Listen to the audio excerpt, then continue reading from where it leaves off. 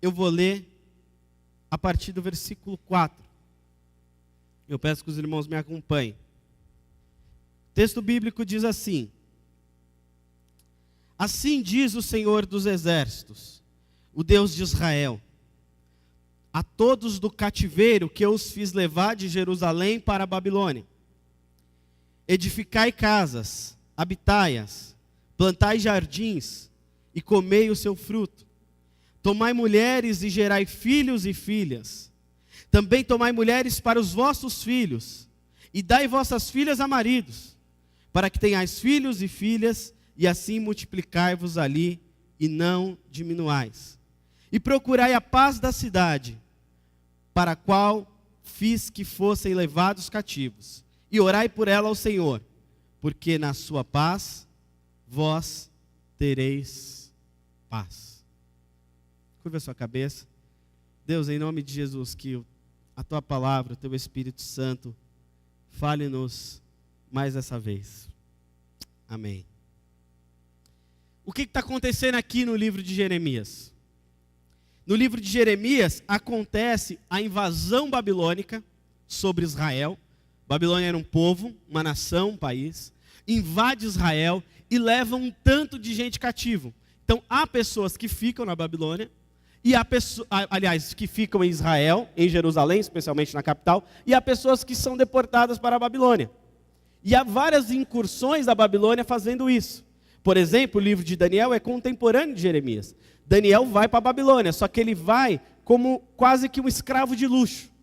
Ele vai para a corte do rei, ele vai ganhar quase que uma bolsa de estudo na Universidade da Babilônia. Ele vai para lá para estudar com os seus amigos, porque a Babilônia escolheu os melhores jovens, os potencialmente líderes que estavam em Jerusalém, e levou para a Babilônia. E aí existe um conflito enorme. Você se imagina você ser tirado do seu lugar. Você imagina você exilado num outro país, se tornando escravo de um outro povo, de um povo extremamente inimigo. Já pensou? Você escravo na Argentina? Como é que seria? Seria um negócio complicado, né? É quase isso. Israel e Babilônia é mais ou menos Brasil e Argentina. Os caras invadem e levaram o povo para lá. E aí existia um incômodo profundo, porque todo mundo queria voltar. Todo mundo queria voltar para a sua terra, voltar para a sua casa. Achavam que aquele período era um período curto. E haviam profetas, que está colocado no versículo 8, que nós não lemos, mas vale a pena citar. Profetas e adivinhadores, dizendo que eles iam voltar logo, no 8 e no 9.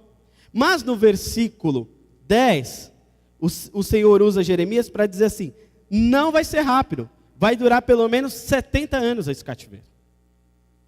Agora vamos entender o que está acontecendo. O povo foi levado cativo para lá, está lá, escravo, contra a própria vontade. E aí, tem alguns profetas, que Jeremias vai chamar de falsos profetas, que estão dizendo assim: olha, vivam de qualquer jeito aí, porque na verdade vocês vão ficar pouquíssimo tempo. Deus vai trazer vocês de volta para Jerusalém. Então não esquenta a cabeça que Deus vai intervir já já, amanhã. E o Jeremias escreve a carta a quem está Israel, dizendo: assim diz o Senhor, tomai casa e habitai nelas. O que Jeremias está querendo dizer? Assumam um compromisso de viver exatamente onde Deus colocou vocês, mesmo que este lugar seja a Babilônia. É isso que Jeremias está dizendo. Jeremias não está dizendo que por ser a Babilônia, pelo povo estar numa cidade onde eles não queriam estar, estavam por obrigação, porque foram tirados da sua terra, arrancados das suas casas. Não era por isso que eles deveriam deixar de ter um compromisso com a cidade, deixar de ter um compromisso com aquele lugar, com aquele país. Por mais que Babilônia, em toda a história bíblica, signifique o que há de pior. Se você jogar Babilônia na Bíblia, no Google, você vai ver só coisa ruim. Porque a Babilônia é símbolo de dominação do maligno, é símbolo do caos, é símbolo de tudo que há de errado, que há de pecado na Bíblia. Chama-se Babilônia. E Jeremias escreve uma carta dizendo: olha, Deus está falando para vocês que estão aí na Babilônia, habitarem em casas. Ou seja, construam seus lugares, firmem raízes, porque Deus colocou vocês aí. E é interessante a gente pensar nisso hoje, um dia depois do aniversário da cidade, porque de alguma forma nós chegamos a São Paulo. Eu não sei se chegamos obrigados, eu acho que a maioria não. A maioria chegou porque quis. Outros já nasceram, não teve escolha. Eu não tive escolha, nasci paulistano, na maternidade de São Paulo. Outros chegaram porque quis, outros chegaram meio obrigados. A Jaqueline deu uma risadinha ali, eu não sei se foi o caso. Depois é uma outra história. Mas a maioria de nós escolheu. E mesmo se não tivéssemos escolhido, como foi o caso do povo de Israel na Babilônia, existe um imperativo de Deus para a gente tomar esse lugar como nosso. Para a gente ter ânimo para viver neste lugar, nessa cidade, mesmo que seja um ambiente profundamente hostil aos nossos valores, profundamente diferente da nossa cultura, profundamente diferente do nosso jeito de adoração, porque a Babilônia tem vários deuses, Israel estava acostumado a adorar um Deus. Mesmo sendo um lugar totalmente diferente, o imperativo bíblico é: assumam um compromisso com este lugar. E é por isso que Jeremias está dizendo: edificai casa, habitai. Ora, eu comprei uma casa, um apartamento, eu e a Cris, né, amorzinho? Parcelado em 30 anos. Então eu assumi um baita compromisso com a cidade, concorda? 30 anos, eu, a Cris e a Caixa, né? Nós três somos sócios. É um baita compromisso com a cidade. Eu penso que essa foi uma das grandes declarações de amor que eu fiz. Sabia? É sério. Comprar um apartamento é a declaração de amor, porque eu comprei um apartamento junto com ela. Então só naquele contrato da Caixa, eu já garanti 30 anos de casamento. Olha só que beleza.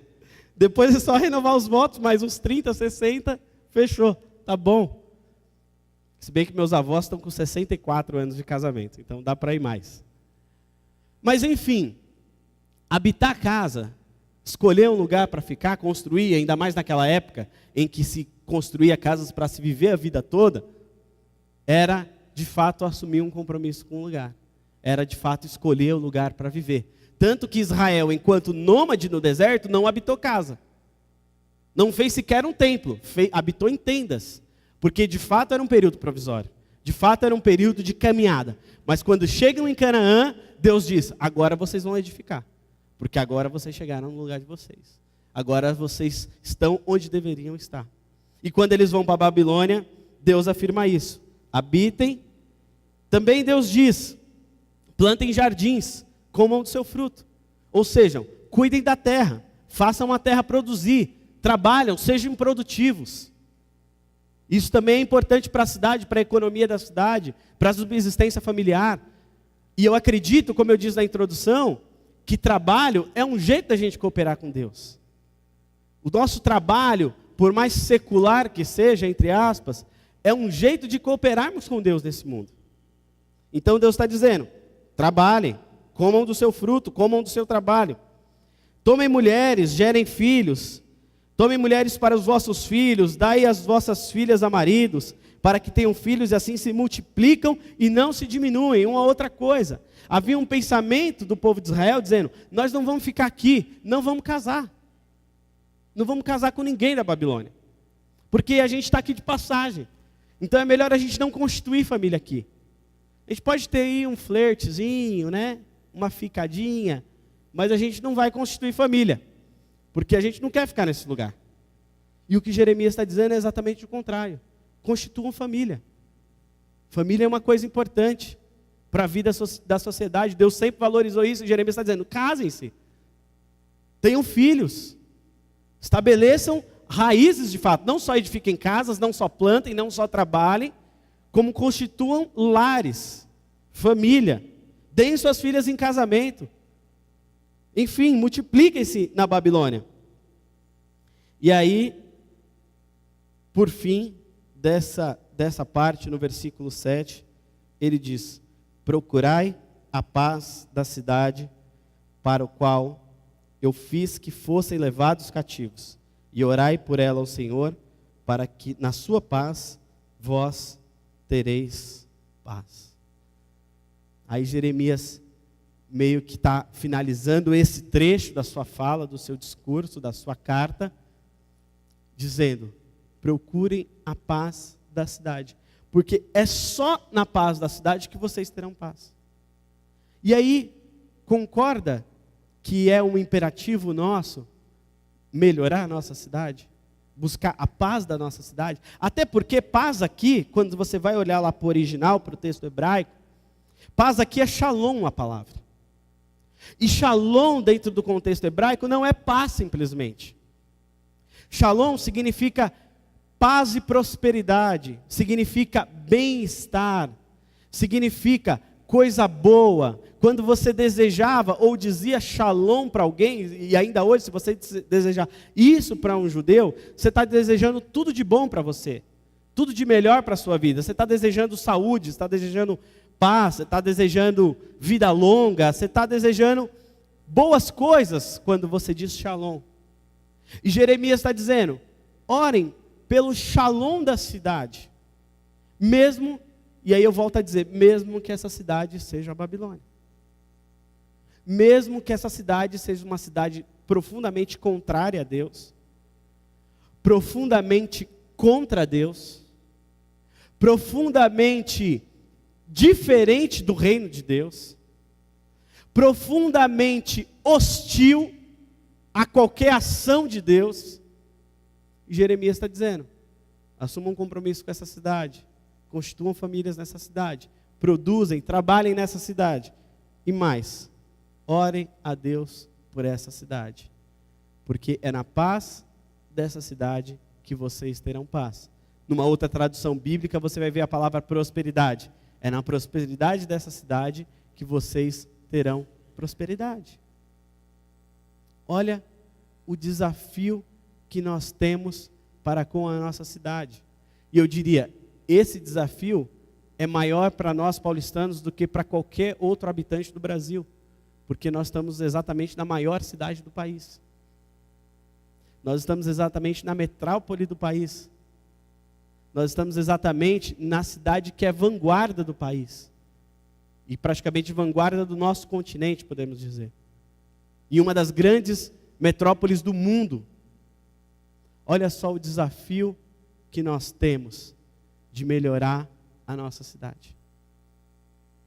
Mas para isso, é preciso ter ânimo.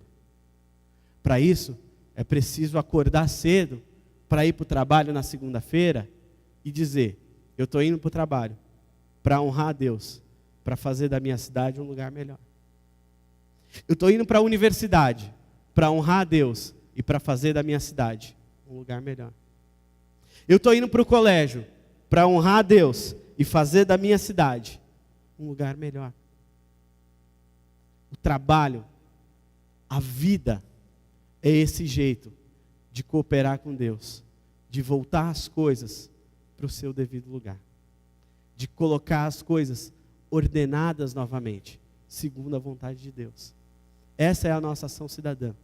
É lógico que eventos como o de ontem potencializa a cidadania nossa e dos outros.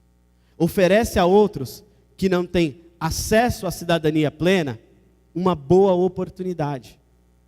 Mas também é certo que cidadania não se constrói com eventos pontuais. Cidadania se constrói na vida, num jeito de agir, num jeito de viver, num jeito de se mostrar ao mundo, de fazer a diferença de fato. E aí, nós temos alguns exemplos de gente que fez a diferença. Mas antes de citar os exemplos, eu quero citar ainda um texto no Novo Testamento, que diz: não importa o que aconteça, exerçam a sua cidadania de maneira digna do Evangelho de Cristo, para que assim, quer eu vá e os veja, ou quer apenas eu ouça a seu respeito, em minha ausência, fique eu sabendo que vocês permanecem firmes, num só espírito, lutando unânimes pela fé evangélica.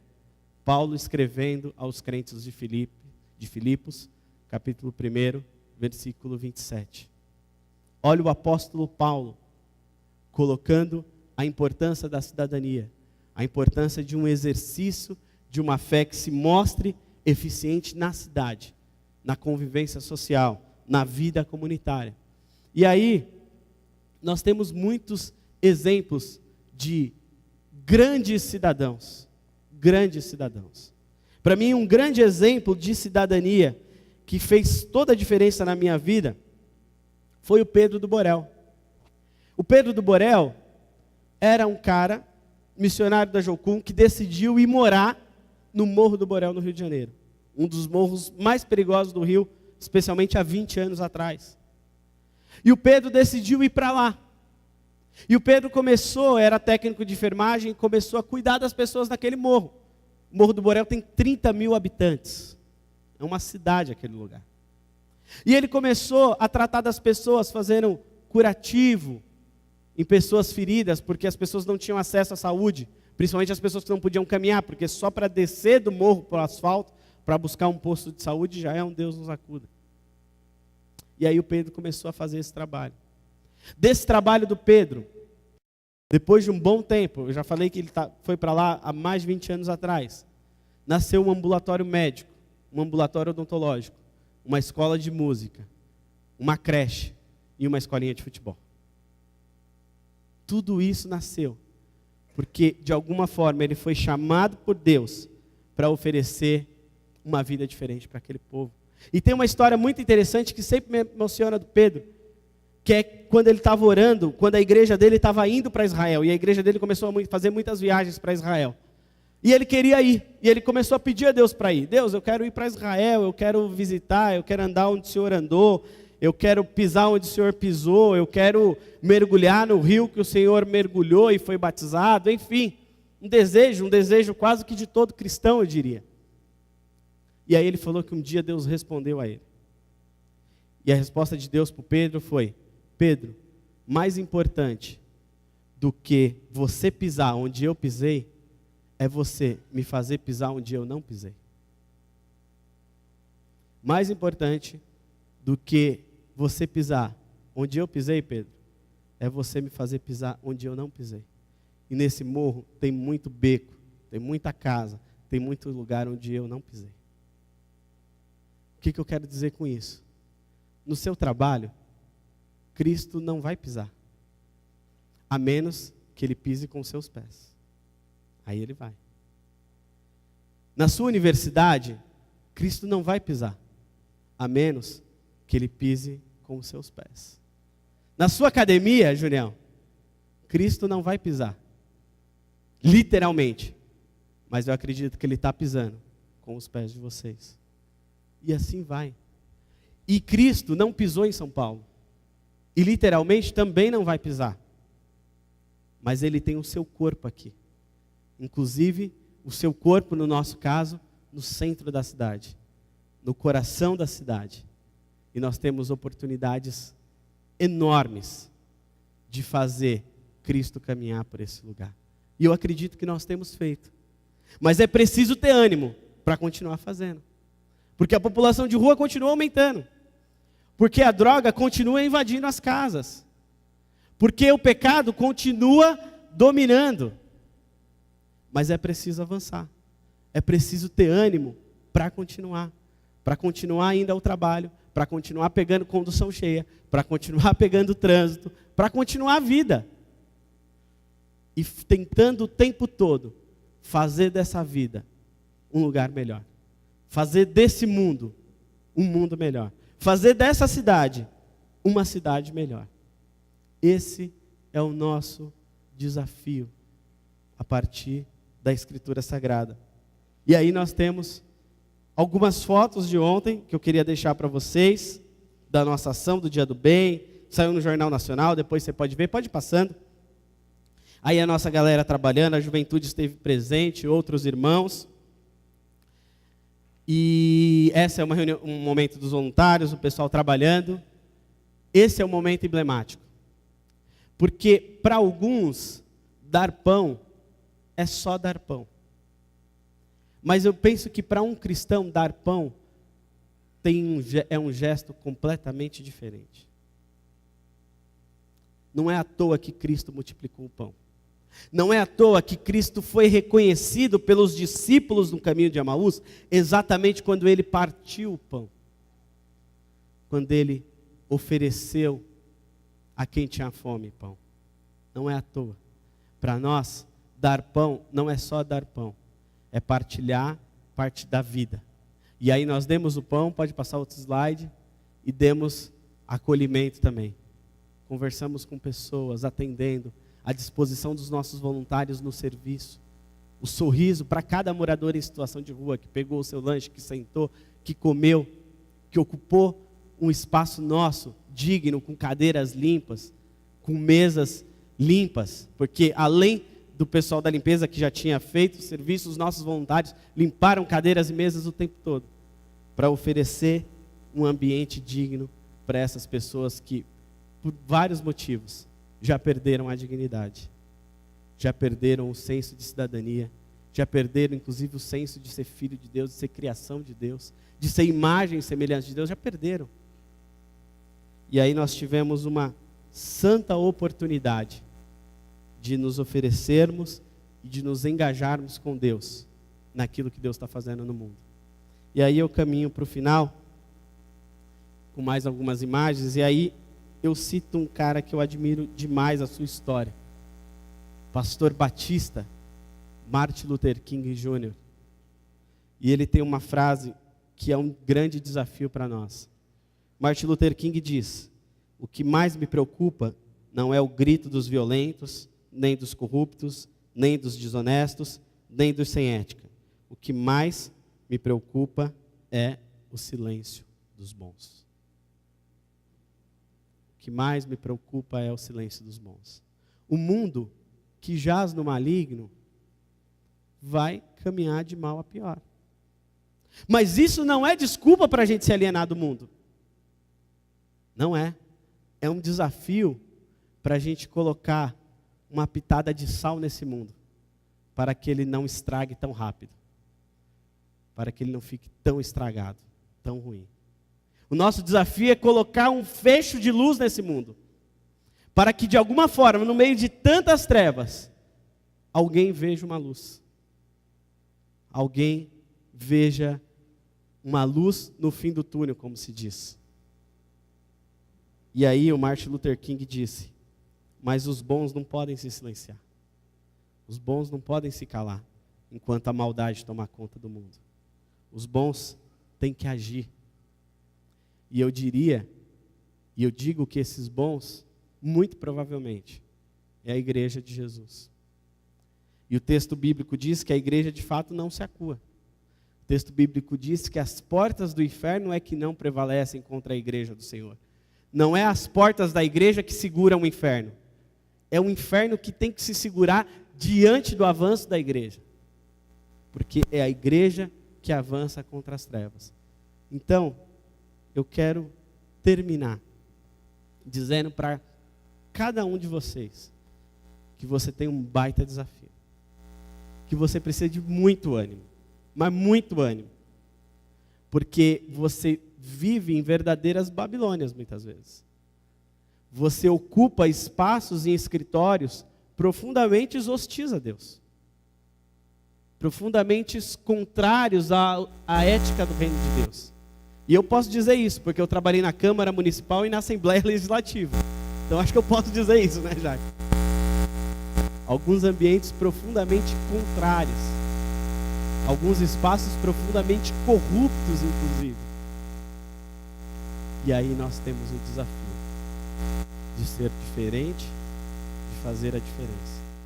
Nós temos o desafio de não sermos esses que se calaram, mas nós temos o desafio de serem esses que vão interceder, que vão se engajar, que vão trabalhar, que vão produzir, que vão ser os verdadeiros pés de Jesus, por onde a gente andar.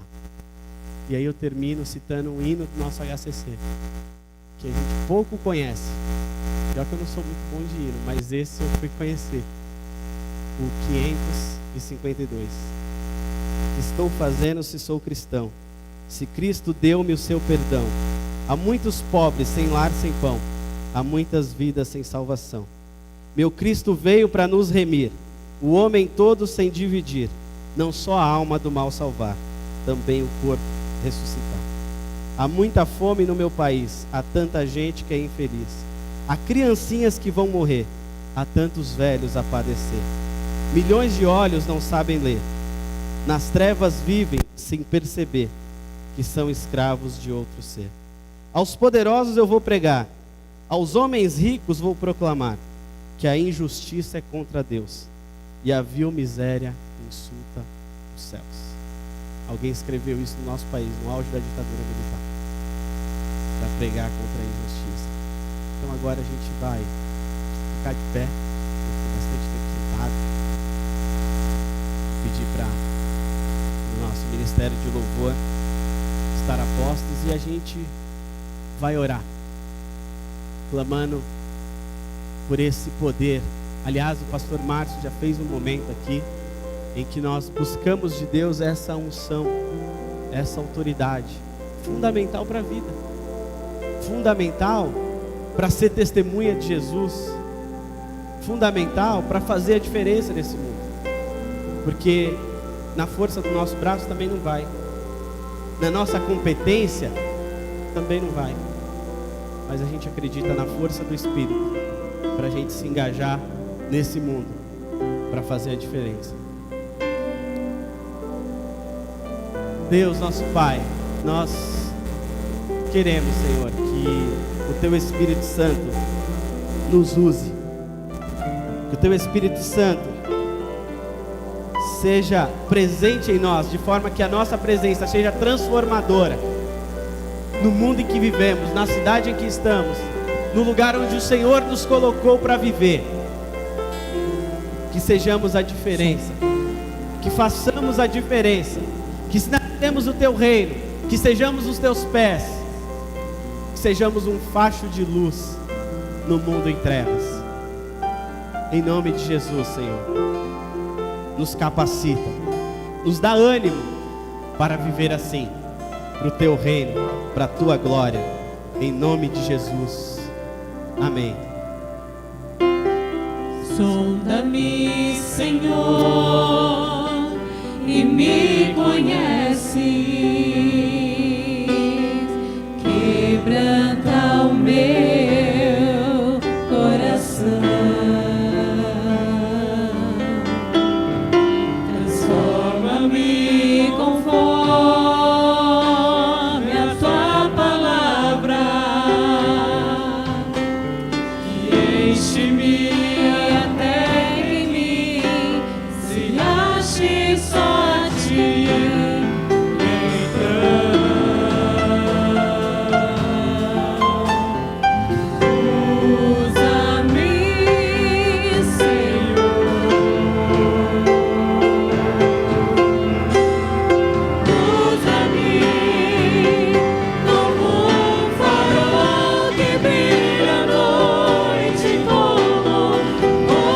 Sobre as águas como abrigo.